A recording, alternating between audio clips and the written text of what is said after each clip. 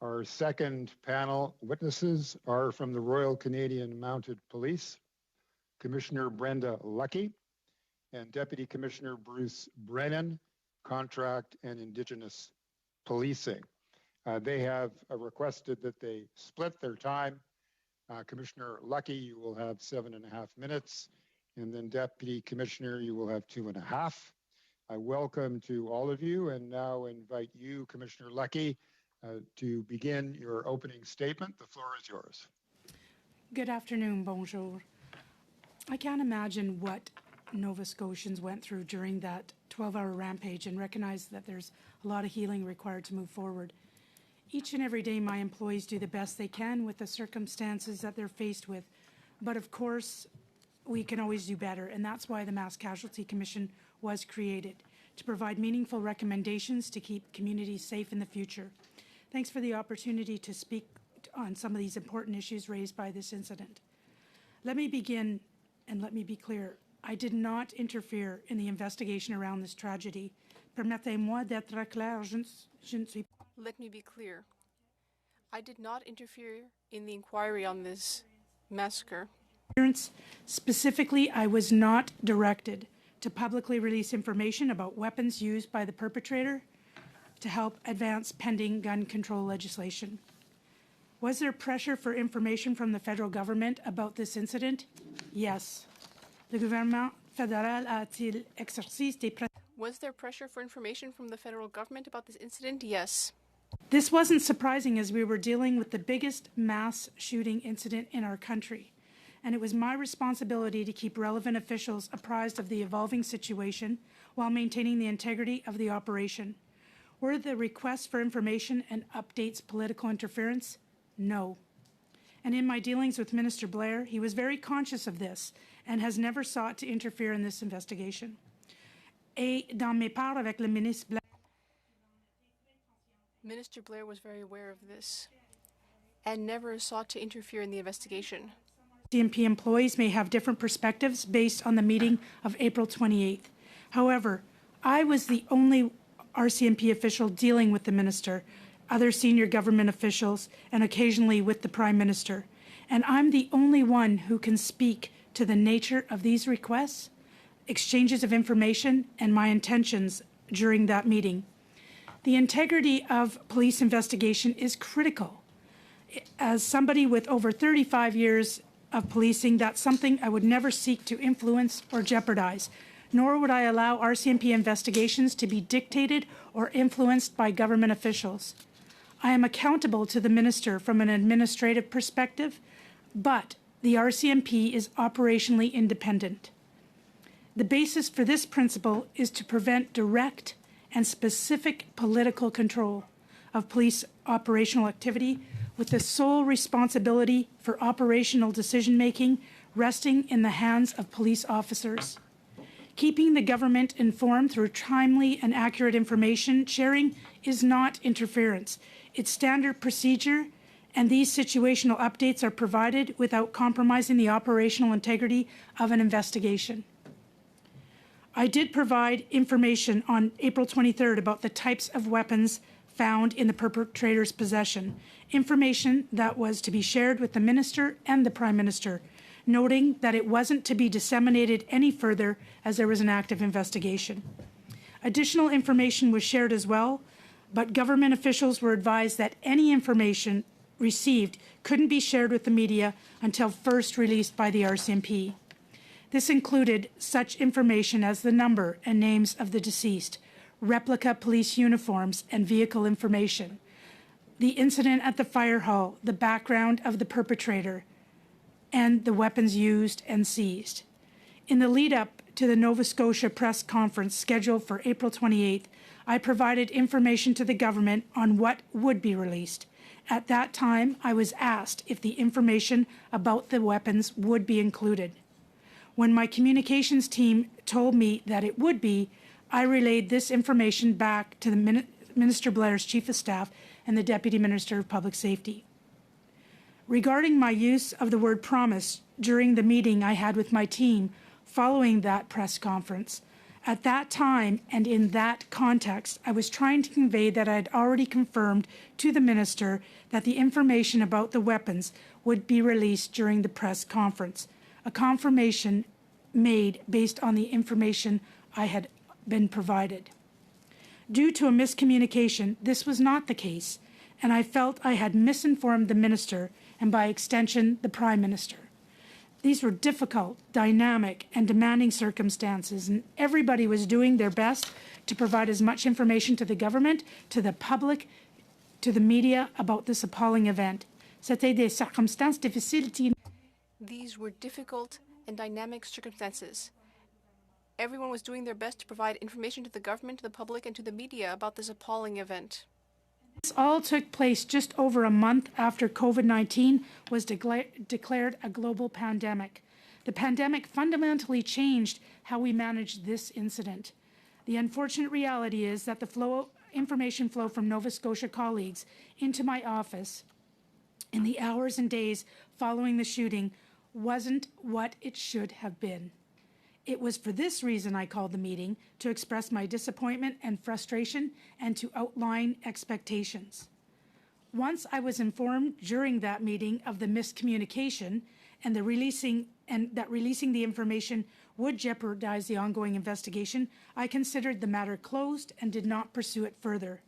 This was clearly articulated back to the minister, and in fact, to support my assertion on non-interference, this information was not released until several months later.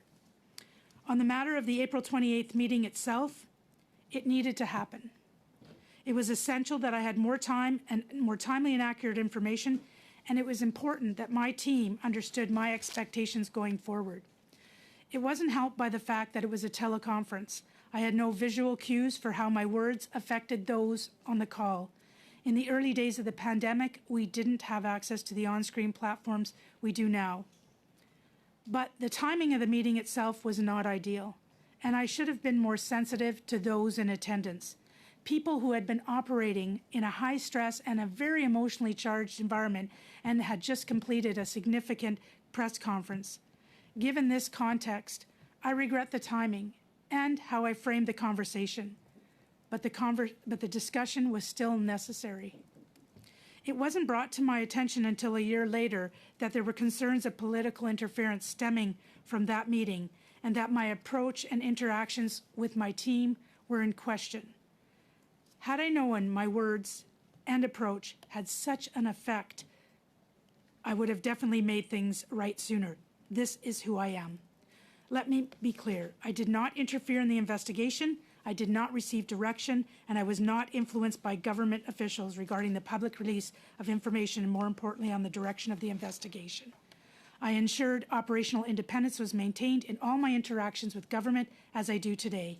In closing, I will note that the RCMP is committed to supporting the important work of the Mass Casualty Commission. Anytime we have a mechanism to review and improve how we operate is critical. Thank you. Merci beaucoup.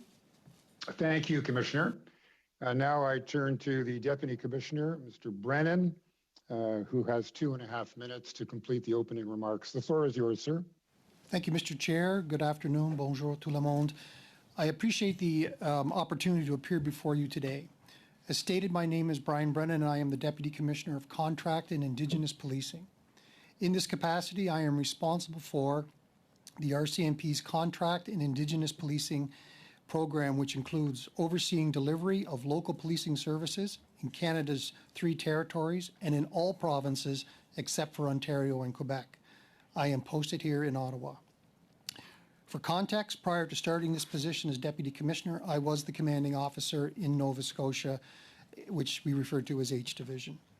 As Deputy Commissioner, it is my responsibility to keep abreast of, and when appropriate, provide guidance related to serious or significant situations occurring on the ground across our divisions, to ensure a uniform level of service and consistent responses to operational issues that arise as a result of our frontline policing responsibilities. Across the RCMP, 6 divisional commanding officers are direct reports to me, including the 4 commanding officers in the Atlantic provinces. In the context of the mass casualty event in 2020. This meant I was supporting H Division by working with national headquarters business lines to ensure operational requests in support of the division were actioned and providing briefing updates to senior executive committee and other commanding officers.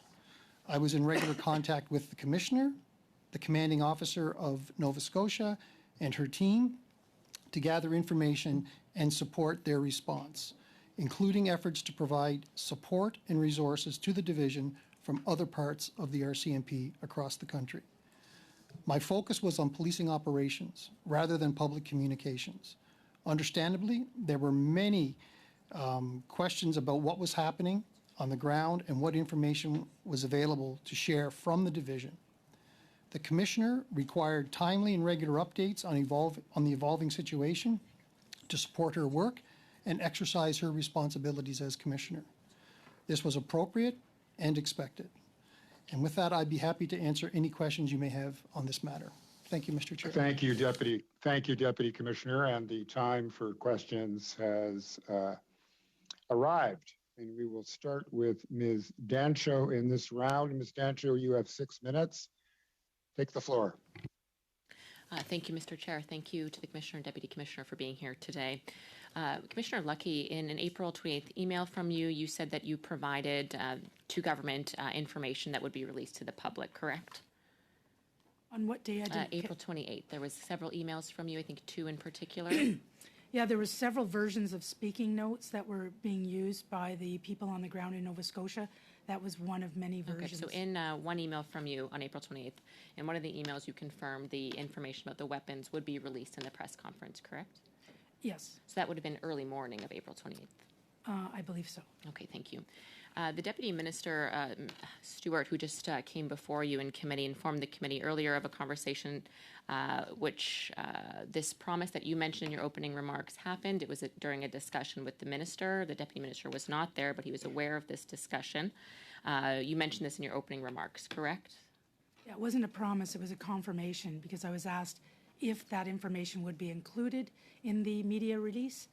I verified through my comms people who verified with the people on the ground, and at that point they had advised that it was in fact going to be part of that big media event on April 28th. Just to be clear, the Minister asked you if the weapons used in the attack would be mentioned in the press release or in the press conference. He was speaking of the weapons in the incident, so that would mostly include the weapons seized because the weapons used were still under forensics. So it was more involved with the weapons seized. Just to confirm, the Deputy Minister, or the Minister of Public Safety at the time, Bill Blair, specifically asked you if weapons used during the attack would be mentioned in the press conference of April 28th.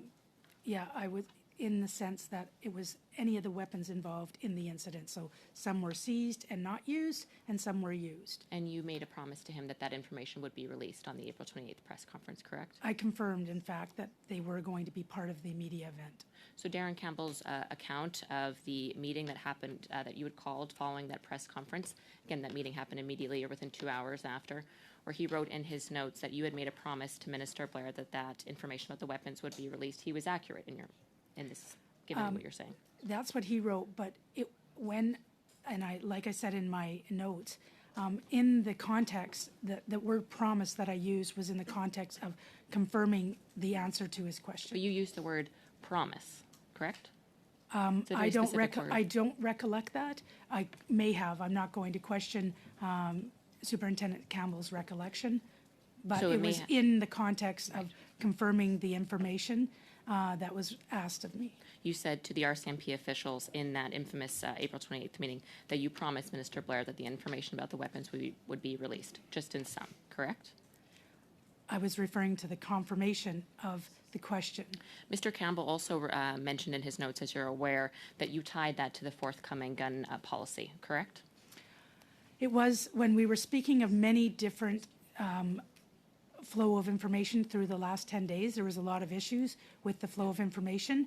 The weapons was just but one part of my frustration with and why the meeting was Commissioner called. Lucki, did you, as according to Darren Campbell's notes and the letter to you from Ms. Gallen from a year later, both of them said in their remarks that you tied that promise to the forthcoming Liberal gun policy, I- OIC, pardon me. Is that correct? What I did recall mentioning was that the reason why the weapons were so important and why they asked if they were going to be included was tied to the minister's mandate letter. So you did connect the two? Yes, correct? I did. Okay. Ms. Gallen also mentioned that you said in the meeting that that there was pressure from Minister Blair on you. Is that correct? No, I don't recall saying that. So she is incorrect in what she wrote to you. I cannot tell you if she's incorrect or not. That's her recollection. So you did not feel pressure in that meeting when you spoke to Minister Blair and you promised him that you get that information released about the weapons First of all, used? I didn't promise him. I confirmed the answer to his question. And second of all, in regards to your second part of the question, there was a lot of pressure, and it wasn't just from the minister's office, it was from the various downtown offices. The most pressure was probably from the media, and there was a lot of pressure internally to get communications out because we had lost a member. So there was a lot of communications. I was going in front of the So you media quite a confirmed, bit. so you confirmed to Minister Blair when he asked you if the weapons information would be released in that press conference, you confirmed yes, it would be, correct? Yes, And that's why that's one of the reasons you were so angry with your deputies in Nova Scotia in that meeting, correct? I wasn't angry. You weren't angry at all. At all. I was disappointed. I felt let down, but I wasn't angry or upset. And Darren It's not Campbell part said of that my you DNA. specifically said you promised, you're saying maybe I did, but I definitely said I confirmed to the minister? I may have said that, but it wasn't the context in what if Darren Campbell put that in his notes, I'm not going to question his notes. What I'm saying, though, is my intention was it wasn't a promise in the traditional sense. It was in confirming the answer to a Commissioner, question. April 23rd, you said that information about the weapons use should not be released because it was involved in it related to an active investigation. Why did you change your mind 4 days later? To me, it seems like this conversation with Minister Blair changed your mind. No, not at all. It wasn't all about the investigation either. It was the fact The weapons, pardon me, the weapons specifically, you said Yeah. not to share it, and then 4 days No. later, 5 days later, you're reprimanding your deputies for not sharing it. No, but it wasn't specifically about the weapons, whether to share or not to share. In that email, yes, but it was also about the protocol that they had in place on the ground, because nothing was to be released by anybody in government until the RCMP released in the media. 10 seconds, please, Commissioner. And Finish second- your answer in 10 seconds, Did please. the minister and secondly, influence? well, Did the minister we had a influence protocol with the your families. demeanor of that meeting with your deputies? Did the minister influence your demeanor? No. Why you were so angry? He did not. No, he didn't. Okay, we're out of time. Thank you very much. We now turn to Ms. Damoff. You have 6 minutes in this round, Ms. Damoff, whenever you're ready. Thank you, and I too would like to follow up on comments made by a number of colleagues, just recognizing how triggering this meeting can be, not only to those from Nova Scotia, but all Canadians who have lived through gun violence, and I want to recognize that, and in particular to our colleague across the way, MP Ellis, and those in Nova Scotia, my condolences. Commissioner, I recall after that shooting, and you had mentioned this in your remarks about the pressure from the media, I recall pressure from Canadians, from opposition party. MP Barrett asked a question during question period about when is this information going to come out. When you had that conversation, or it sounds like you had a number of conversations with Minister Blair about what would be said in that press conference, was that a normal thing that would transpire between you and the minister, especially with a national tragedy such as what happened in Nova Scotia, to relay to him what he could expect to see at the press conference? Yeah, actually, and many times we provide the speaking notes beforehand, but because there was so many details and it was changing and they were adding and minusing and adding and minusing, we didn't have a final version. And it wasn't necessarily with Minister Blair at that point. It would have been with his staff going back and forth. I would provide one. I only gave one copy because, like I said, it was so dynamic, but that's normal practice, yes. And those conversations, was it only related to the guns that were used, or was it, I mean, I recall Canadians being quite upset about the communications by the Nova Scotia RCMP at the time, and the lack of information that was provided. So was that conversation only about guns, or was it a broader conversation that you had? No, it was about all the conversations were about several things. The number of deceased was always changing, where the deceased were located, the background of the perpetrator, the replica uniforms and the replica cars were also another. There were so many different points, and what was getting frustrating was that the media was reporting everything before we did. And so when we talk about the number of deceased, for example, I remember looking up on a screen and seeing 22 faces on a screen, and we were reporting different numbers. So we needed to get in front of it. And because this isn't your normal type of investigation in the sense that the perpetrator was deceased, so usually the information is more forthcoming, but my heart goes out. They didn't have the capacity on the ground. It's a small division. They don't have a big communications center. So I should have mentioned this. They are doing the best they can with what they have. And we were actually trying to get a team on the ground to assist them, but COVID would not allow for any non-operational people into the province. That's right. There was a ban on travel into the province at the time, wasn't there? Yes, there was. Yeah.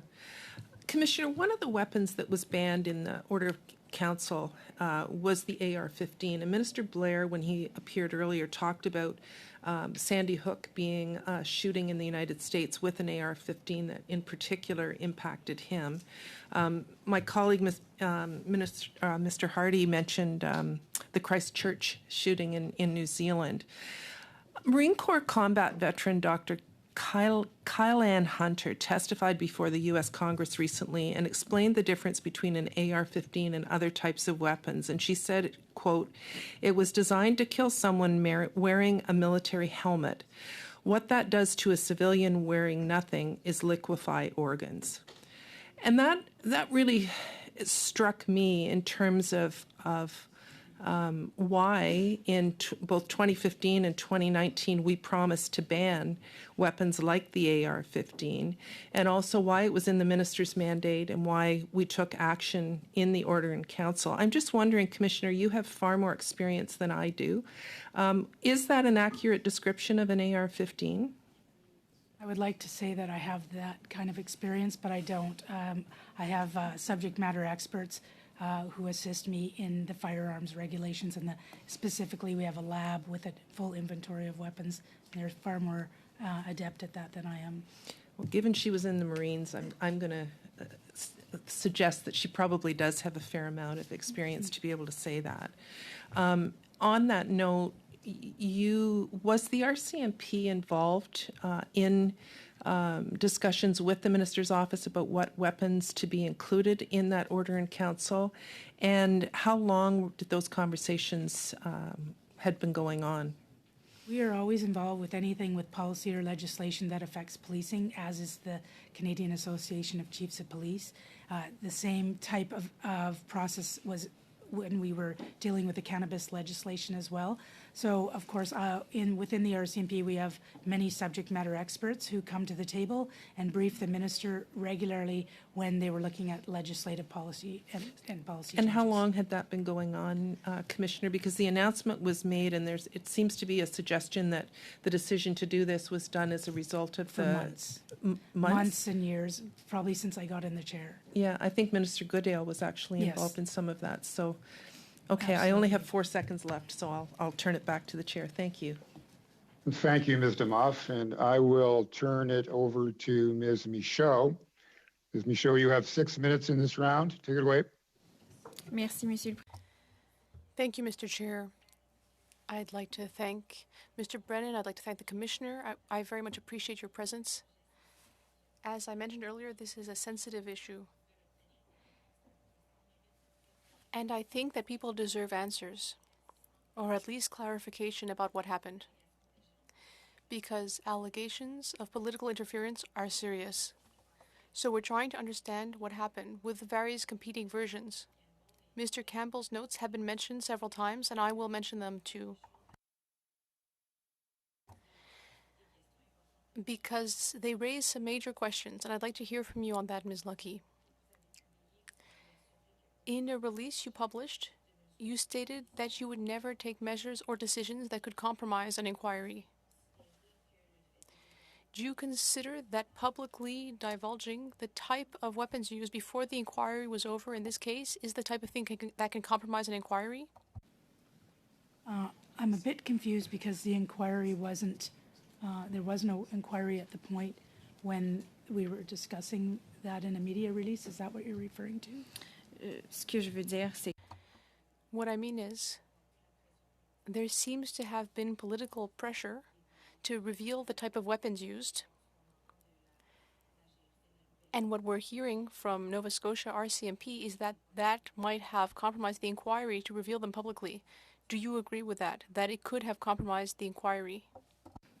That's very difficult to say because there was no inquiry called at the time that we were talking about the release of these, the types of weapons that were seized. It wasn't till months later that those weapons, that was released, and it wasn't released by ourselves. et à ce stade-ci, est-ce que vous considérez And at this point, at this stage, hypothetically, do you consider that that type of thing could compromise an inquiry? It's hard to be hypothetical because it depends on what they're looking at in the inquiry. If they're not looking at weapons, then it might not compromise anything. on vient tout juste d'entendre le ministre We just heard from the minister. He said that he never had you promise to divulge what weapons were used. You just said the same thing. You said that you were not pressured by the minister or by the prime minister. But you said that there were pressures exercised by the federal government to obtain certain information. Could you tell us what that pressure was? What were the types of conversations you were having with the government that ultimately made you state that you had pressure on you? Well, first of all, there was pressure for every single bit of information related to this incident. Number of deceased, where the deceased were located, who the deceased were, the background of the deceased, the perpetrator, the background of the perpetrator's common law spouse, the fire hall incident, the types of vehicles the perpetrator had, the replica uniforms. It went on, and it was relentless especially from the media. And myself, the minister and the prime minister were going in front of the media in the first 3 days quite often. And so to have as much up-to-date information as we could was important. So it was about me providing situational awareness, and most of it was done on my volition to them in regards to this is a normal practice of giving situational awareness to events such as, well, there is no event such as this. Donc, ce que vous dites, c'est que le gouvernement So you're saying that the government was looking to get more information just like the rest of the public, and that there weren't necessarily pressures to get confidential information before the public became aware of it? Oh, there's never, that email, many of the information that I provide is a heads up before media. I like to give government officials a heads up before things are going to be released in the media, and normally they'll be released shortly thereafter. I am only the messenger in all of this. I'm not the keeper of any information. So I always have to go back either to my deputy of contract policing, my deputy of federal policing. I need to go back to the commanding officer of the division and say, I've got a question. Can you tell me something about it? And then I see if they give me the reply, and then I'm repeating their reply. Much the same with any of the media that I do. vous dites être simplement You said you were just the messenger in this type of situation, but as RCMP commissioner, I imagine that you are still issuing instructions to members. And I'll just look at Mr. Campbell's notes to get back in the context. He said about that meeting, said she did not raise her voice, but her choice of words was indicative of her overall dissatisfaction with her work. The commissioner accused me of disrespecting her by not following her instructions. Il parle de notamment. She told Combs to tell us at H Division to include specific info about the firearm used by the killer. Alors, vous aviez donné des instructions. so you did give instructions that it seems were not followed, and you were upset, or at least bothered by that.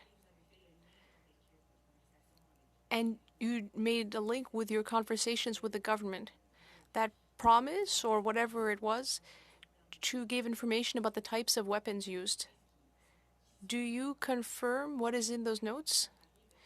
You were upset perhaps by something else, perhaps by other things that were discussed at the meeting? So we're out of time, but I want to give the commissioner 15 seconds to answer that question.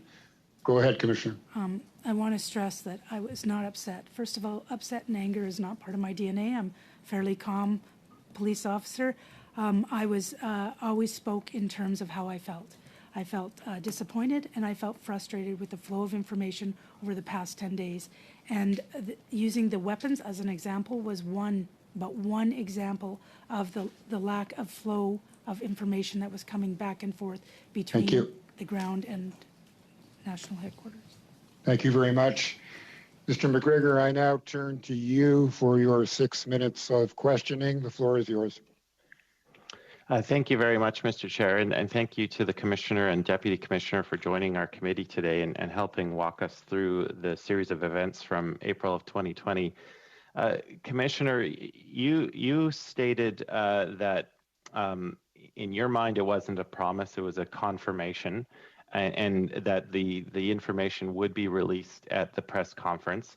And I know there was a lot of pressure. There was a lot of pressure from the public. There was a lot of pressure from the federal government in trying to get this kind of information. But I guess, you know, for some people, when they see the Minister of Public Safety asking you as Commissioner of the RCMP whether or not the information on the firearms would be released at a press conference, because of the very nature of the relationship that the minister has with the commissioner of the RCMP, some people might perceive that to be undue influence in the very posing of the question. Do you see how that could be perceived by some members of the public? Anything's possible, but there was also a lot of questions about the names of the deceased and when those names were going to be released, when the information about the firearm incident was going to be released. There was always, because they could not talk about anything until we spoke about it at the media events. So of course, anything that we hadn't spoken to date was of interest. And I have to say, I really pride myself on giving accurate and timely information. So to not give that information when I'm briefing the minister or by extension the Prime Minister is not something I like to do. So I like to be accurate and timely.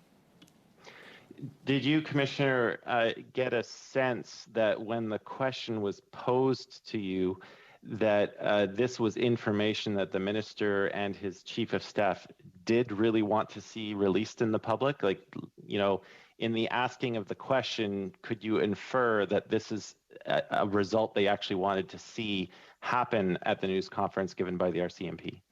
I didn't think at all. It was a question, I provide an answer. The minister is very, very conscious of first of all, he has an appetite for questions. He's a former police officer, so the who, what, where, why, when, and how is it's part of his DNA. So anytime there's an event, he will ask those questions. I provide the answers I can, but I'm always going back to the source because I often don't know what the answers are to those questions. So I wouldn't infer anything from what he said. It was a simple question that I was going to provide a response to. And if, just hypothetically, if the minister had asked for this information to be released through the RCMP, do you think that would be regarded as an operational directive or more of a communications directive? I think it could be a little bit of both. The thing is, if information could be released, then I would say, yes, it can be released, and I will ask them to do that. I will check and see if they can actually do that, or if they can't or cannot. The question is not interference. It's what happens with it. And so if I feel that the question is forcing me to do something that I don't want to do, to me that's interference, or asking me to do something in the investigation is interference, or asking me to arrest somebody or not arrest somebody, or, you know, sanctions on somebody or not sanctions on somebody. That's interference. Asking questions is not interference. Understood. And I guess, you know, if you as commissioner were presented with a directive which you felt was interference, which was operational interference, what tools does a commissioner have at his or her disposal if the government of the day is asking that? Because Commissioner, we have examples in the past. In the previous hour, I cited how the Diefenbaker government directed the RCMP to send forces to Newfoundland, how the Liberal government under Jean Chrétien at the 1997 APEC summit tried to give directional information to the RCMP about the president of Indonesia's visit. What tools does the RCMP commissioner have at his or her disposal if the government of the day is very intent on micromanaging those types of affairs? Well, first of all, as commissioner, I have no qualms about saying that we are entering an area of direction. I'm prepared to leave a meeting, but also any of the information that I'm providing, like I said, is not my information. So I go back to the team that holds the information. We have a discussion if need be. If somebody says we cannot release that information because of A, B, and C, that's it. I don't even ask anymore. And that's the beauty of the way we do it, is because it's not my information to release, and nor was any of this information for me to release. You know, I've had a lot of discussions about this, obviously, since it's come to light. And sometimes I think it's time for all three governments to have a conversation, because whoever is the government in power, we should make sure that this is very clear and that people are signing off on this, so that we're not having this discussion in the next appearance. On that subject of clarity, I just wanted to nail down on that, because the section of the RCMP Act that deals with it just simply says, under the direction of the minister, the commissioner has control and management of the force. Some people have complained that is far too vague and very open to interpretation. Do you feel we as legislators could be looking at that to shore it up, so that we are not in situations like this in the future? You're out of time, Mr. McGregor. I want to give the commissioner 15 seconds to answer that question. Anything that prevents me from coming back to this committee to answer these questions would be welcome. Thank you. Thanks, Commissioner. We now move into the second round of questions, and we'll be led off by Mr. Lloyd. Sir, you have 5 minutes whenever you're ready. Thank you, Mr. Chair. Thank you for being here, Commissioner. Would it be fair to say, Commissioner, that it is your belief that this entire saga has been the result of a miscommunication, that you were mistakenly told that the information about the guns would be revealed, and that led to the meeting where you were unhappy about the information not being revealed? Would you say the miscommunication is the heart of the issue? Yeah, I think miscommunication is the heart of many issues. Okay, but of this issue in particular, there was a miscommunication. Now, in the meeting you had with Minister Blair, where you gave him the confirmation that the information about the firearms would be included, how many people were in attendance of that meeting? It wasn't a meeting. It was just a question, I think, from his chief of staff. Was it an email? You know, unfortunately, normally my calendar tells me everything I do each and every day.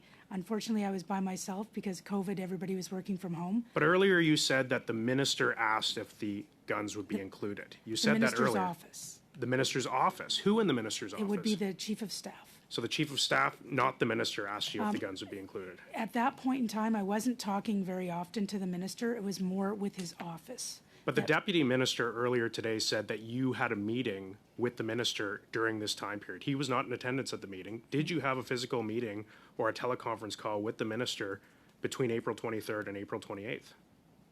I don't have that in my records. I know that I was speaking, and I was speaking with that office fairly regularly on this event, as there was a couple of other things going on as well outside of this event. But the minister said you guys were meeting on an almost daily basis the first in the wake of 3 this. to 5 days, yes. So you weren't meeting on a daily basis between the 23rd and the 28th? Or even semi-daily? We didn't physically meet very often because of COVID. So it was over the phone, so you would have had no way to tell who else could have been in the meeting? Yeah, absolutely. Were you aware of like departmental staff or political staff, or just? No, if any time I was talking to the minister, it could have been just him and his chief of staff. I had no way of knowing for sure.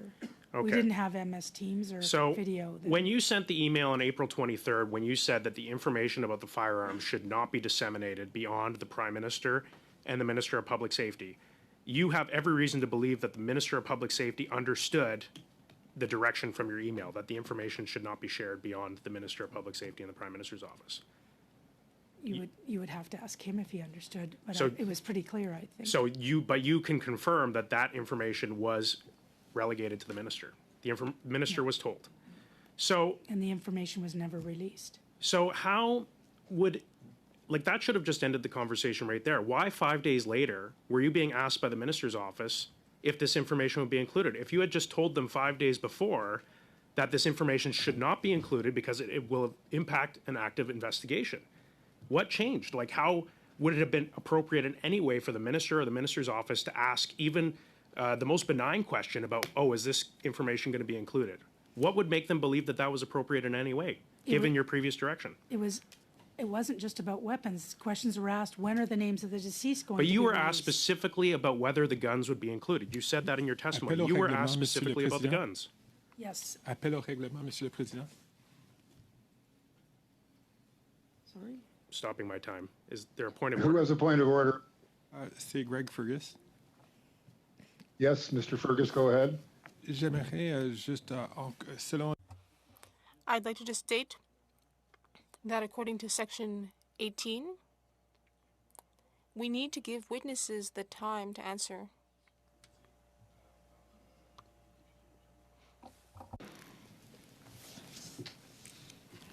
Yes, that's my job, and I will do the best I can to ensure Thanks, that Chair there's the Fergus. proper toing and froing. Back to you for an answer, Commissioner. I think I need the question repeated. Thank you. So I had Go about ahead, 3 Mr. minutes. I Lloyd. had 3 I- minutes and 30 seconds on my timer. So I'd say I'd Thank you, save Mr. your Chair. time, Mr. Lloyd. Don't worry. thank you, Mr. Chair. You said specifically in your testimony that the minister's office asked if information about the guns would be included. You specifically said that, correct? Yes. Okay. What would have made them think that that was an appropriate thing to ask, given that 5 days earlier you said this information should not be disseminated beyond the Prime Minister and the Public Safety Minister's office? Was there a Because- meeting that you had in those previous 5 days where you said, actually, it's not a big deal if the information is released? No, it's because things changed like What hourly. changed? Everything was changing hourly. Like those weapons were seized. Things changed so that we can release certain points of information. We were continually adding information at each and every press conference that we did. So to ask if they are going to be part and parcel of another media release was not unusual. But what changed? What changed about the guns in particular between those 5 days? Was there no active investigation anymore in the where the guns came from? No, I was assuming that eventually that would be part of a media release. And so asking that question was not an unusual request because I was given the information thinking that in a couple of days that would be part of a future media release. And I was simply giving them the heads up. Was there any discussions Thank about the you. upcoming? Thank you. We're out of time. I now move to Mr. Noor Mohammed. You have 5 minutes in this round, sir. Go ahead whenever you're ready. Thank you, Mr. Chair, and thank you, Commissioner and Deputy Commissioner, for being with us today. Commissioner, just wanted to, I think there's been a lot of assumptions being made and a lot of aspersions being cast. And I just want to clarify a few things, if you might help me. Can you speak very briefly about your understanding of the line of the role of the Minister of Public Safety and the role of the Commissioner, very briefly, and what the lines are and what the lines that should not be crossed are? Well, it's about the police principle of police independence, and it's about exercising police powers and making decisions in the operational realm, but providing it's appropriate, I feel, for government and police to exchange information to provide situational awareness on events. But if any of the political officials were to ask me to do something in an investigation specifically or provide specific direction in an operational realm or in an investigation, that would be crossing the line. Asking me to arrest somebody, asking me to investigate somebody, or asking me to turn a blind eye and not to investigate somebody would be some examples. And did the Minister of Public Safety ask you to do any of those things? Anything that would be considered inappropriate or cross that line? Absolutely not. If anybody is more conscious of that, it's Minister Blair, especially as a former police officer.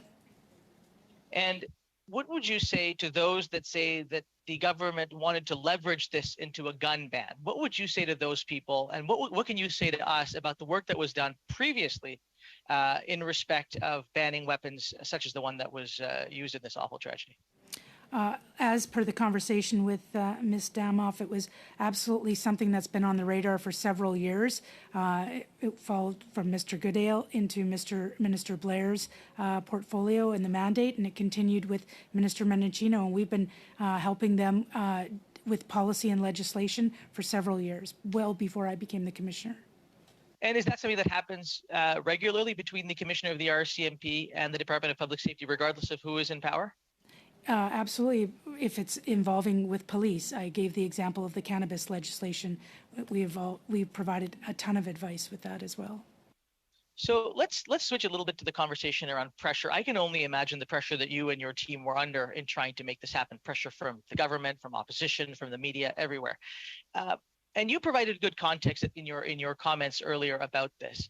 Can you share with us whether or not you felt the pressure that you were under was inappropriate in any way, shape, or form from the minister or from the government?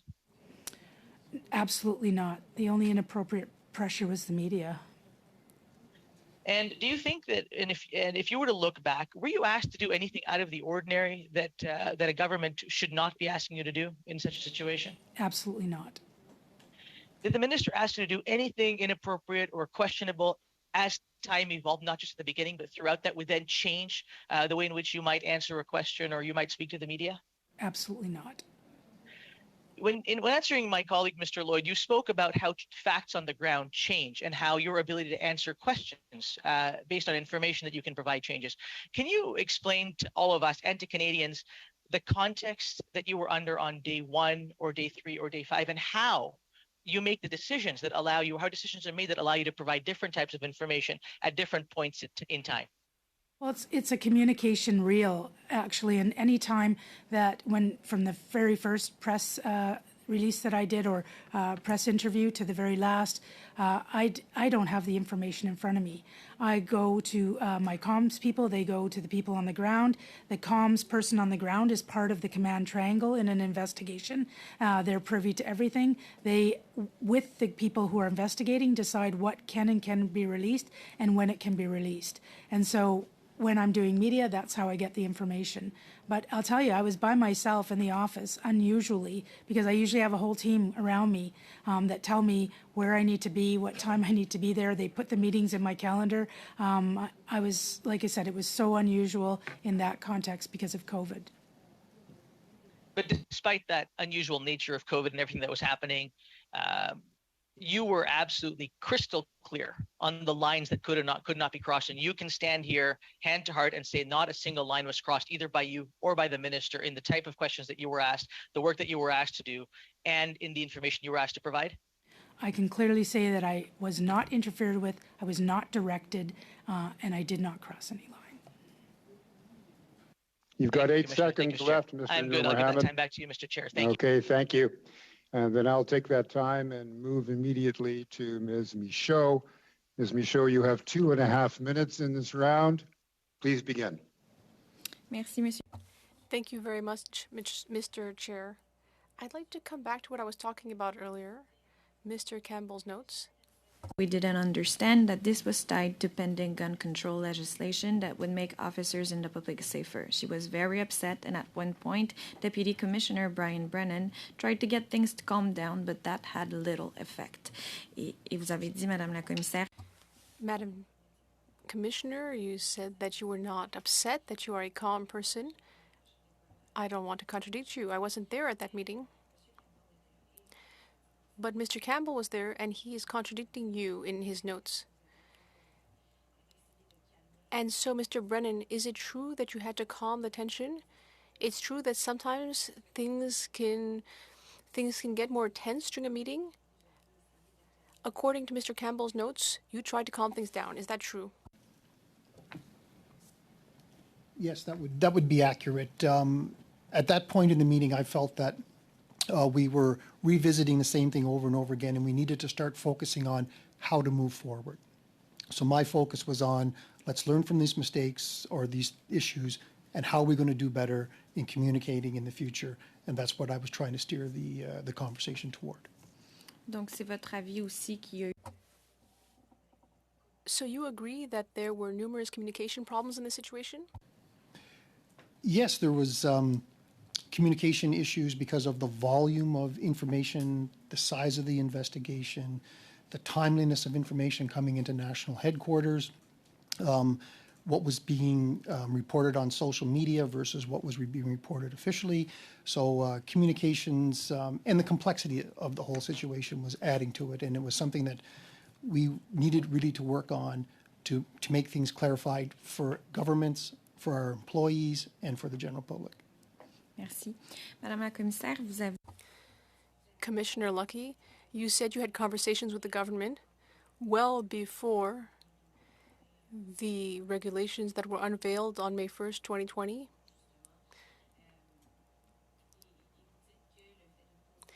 You said that when the government asks questions, that's not political interference. They are allowed to ask you questions. But do you feel that the government can take advantage of a situation to take... Question very quickly. Ce serait trop long. I'm sorry, it would take too long. Okay, then we're done with that round, and we move now to Mr. McGregor. Sir, you too have 2.5 minutes. The floor is yours. Thank you, Chair. Commissioner Lucki, can you just confirm for me, so when the government asked if the information about the firearms would be released, that question, in fact, did come from the minister's chief of staff? This is my recollection. I know it didn't come specifically from the minister. It came from his office. Okay, so that was the question. And we know that in the course of a police investigation, the make and model of a firearm used in the commission of a crime is a very significant piece of information. What operational information did you have as commissioner that allowed you at that time to make the confirmation that that information would in fact be released? It wasn't about the actual firearms that were being used, because that still needed to be determined and attached to the forensics. It was about the information about the firearms that were seized in the vehicle of the perpetrator. Okay, so that's an important clarification there. I think that's probably the limit of my question. So I thank you for appearing before us, Commissioner, and I'll cede the rest of my time over to you, Chair. Thank you. We'll then go to Mr. Perkins. Welcome to the committee, Mr. Perkins. You have 5 minutes in this slot. Take it away. Thank you. Maybe I can just follow up with that last question. In your email of April 23rd to the Chief of Staff Commissioner, you said that this is the information that we know about the firearms to date. It doesn't say those were the ones found in the vehicle or not. It wasn't clear. And then you included, and that was at 4 o'clock, and you included a list of the details. Earlier, we heard the minister testify that there was a cabinet meeting that day, or a briefing or cabinet meeting somehow with the Prime Minister that day. So between that meeting and this email, where did the request for this information specifically come from? Was it a call from the Chief of Staff after that cabinet meeting? I was getting general requests from both because I normally, when major events happen, I brief the Deputy Minister of Public Safety, the National Security Advisor to the Prime Minister, and I include often the Chief of Staff to forward so that the Minister will be briefed up. Sometimes I directly brief the Minister, others. So what happened was people were asking both in any of those groups, so I went back to the Nova Scotia people and said, is there anything we can give about the guns? And I was actually told we can't talk about the guns used, we can talk about the guns seized, and that's where that information came from. Okay, thank you. In your call with the whatever remote system you were using on April 28th, a conference call facility of some sort, who from RCMP headquarters was also on that call? Deputy Commissioner Brian Brennan, our Director of Communications, Sharon Tessier, and another person from Communications, Dan Bryan. Dan Bryan, the media relations head. Yes. So in that call, was referenced earlier. You said that the team in Nova Scotia didn't understand that this was tied to pending gun control legislation. Did you say that in that meeting? What I recall from is that when we were talking about why was somebody might have mentioned why the weapons were important, and I said it's not a surprise because part of the minister's mandate letter is in fact gun legislation. So that's how I was tying it. That's why that's why I inferred the question was being asked if in fact those weapons were going to be included, along with numerous other times that I was asked when information was going to be released, because often in a press conference the Prime Minister was asked something and he didn't have the information, so they'd come back and say, do we have that information? We're not ready to release that yet. Do you have this, so because they were asked these questions, we were just trying to get them the information that they could release. Because it was part of an active police investigation, which I believe at the time you were trying to, the team was trying to figure out the actual origin of the firearms that came from, and you're dealing with the United States agencies. Was there any reason why anyone outside that police investigation actually required the details of those firearms for any reason whatsoever in an active police investigation? No, and it's funny because when I think of all of this investigation, I honestly was thinking about the connection, the guns used, and tying them to the forensics. When I asked if any of the information on the guns could, I have no idea what's going on with the investigation. So I asked the question, can any of the information on the guns be released? I got an email that you saw on the 23rd with the caveat. I said, okay, great. So, and I literally forwarded the email, or, cut and paste and put it towards the people that were asking. Yeah, and in that email you said, please don't give it beyond the because Prime that was the Minister instructions that I and the was Minister. given. But at 10 o'clock at night, 6 hours later, in that email chain, you actually copied 5 other government officials and an RCMP person. So you actually started to disseminate it beyond the two that you had said. I'd have to see that. Yeah, it's on the email that was provided to the Mass Casualty Commission. Mr. O'Reilly, Mr. Moreau, Mr. Barrick Stewart, and Vincent Rigby were all copied on that same chain. So in essence, you had released the information about the firearms to a large amount of people beyond the Prime Minister. Some of those were, like my chief of staff has all the information that I had. The chief of staff to like I said, the 3 primary people and their chiefs of staff usually are included, are the NSIA, the National Security Advisor to the Prime Minister, the Deputy Minister to Public Safety, and the Minister via the Chief of Staff. Superintendent. Thank you. We're out of time in that round of questioning. I now move to Mr. Hardy, which will be the last slot in this round. Mr. Hardy, you have 5 minutes, sir, whenever you're ready. Oh, thank you, Mr. Chair, and Commissioner and Assistant Commissioner, thank you for being here. In the letter to you from Leah Scanlon, I wanted to read one section here. It said, "It stood out to me that once you were informed there was a miscommunication and Sharon advised that she briefed incorrectly." Who's Sharon? Sharon is Director of Communications at National Headquarters. At National Headquarters.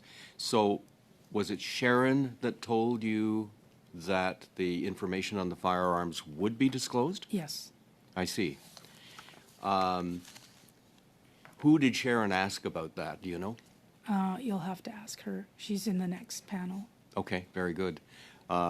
Because I'm going to assume think it's communications. Okay. on the ground. A critical piece here is when the question was asked, was the question asked if it would be disclosed, or did they ask for it to be disclosed?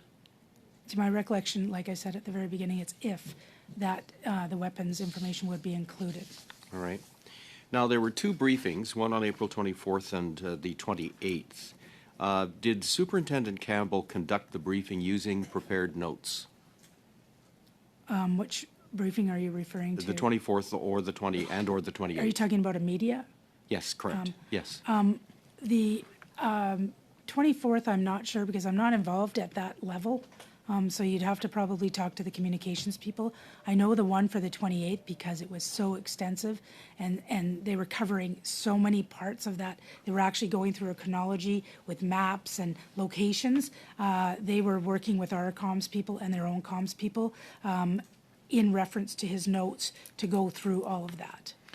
Were you privy to the notes that were? No, I don't get involved at that level. Given that you were led to expect that the firearms information would be included in the briefing to the media on April the 28th, did you subsequently ask to see the notes that Superintendent Campbell was using during that briefing? I definitely saw the speaking notes, but I saw them early on in the day. And like I said, there was many versions that came after, and I didn't follow it. I just had too many other things to do. I left that for my comms people because they kept changing. There was lots of things that were changing, so I wasn't privy to the final version. Okay, so to speak. But in the version that you did see, was there a reference to the firearms? I don't in believe that? so, no. Okay, and that wasn't a flag for you at that time? No. Then generally your perception of that, if it wasn't a flag for you, then how important was it to your mind that this information be released in those briefings, and why was it important to you? It wasn't important whether or not it was released.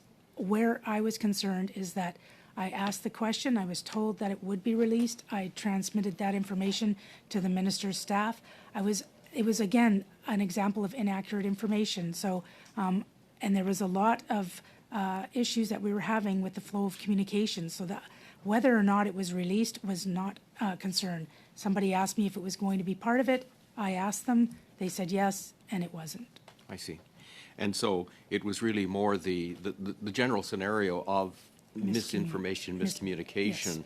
which was the concern or the focus of at least part of your conversations with the team on April 28th. Absolutely. We were getting criticized by the media at every angle for the lack of timely information. And there's nothing worse than watching your team get, they're out there trying to do the best they can and getting hammered by the media for not providing the information. We wanted to get ahead. We wanted to be more proactive than reactive. It was hurtful and it was hard to hear, and the narrative was becoming very negative, and we were trying to do everything we could to help them. In your judgment, did the details of the weapons provided by excuse me, Superintendent Campbell on April 24th during that briefing, did that balance the interests of the public and the media for transparency without compromising the investigation? If he released it, then yes, because that was his call to do. That's part of his job, is to make sure he balances. If it was him who released it in a media release, then it was then he wouldn't have been compromising the investigation if he had released that. Was there not a provision, Sorry, Mr. Auditor, we're out of time. Thank you. And we're out of time for this session. I would like to thank the witnesses very much for the generosity of their time.